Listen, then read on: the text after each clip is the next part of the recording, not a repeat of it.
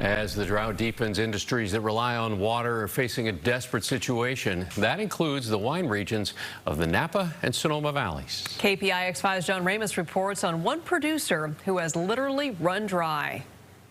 It's been said that wine is like bottled poetry, but these days, with this drought, it's beginning to feel more like a Greek tragedy.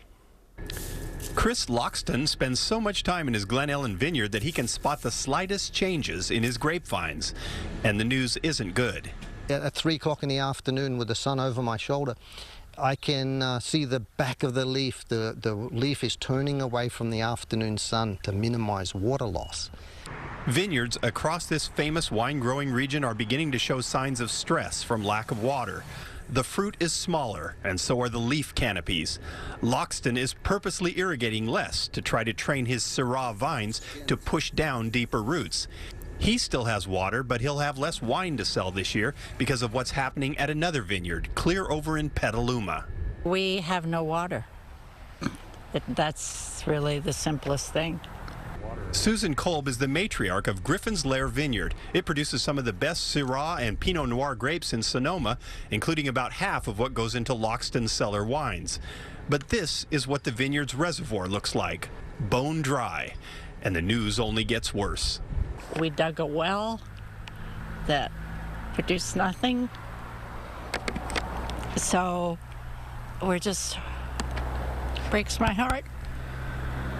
With no water at all, the vineyard's owner has made a grim decision.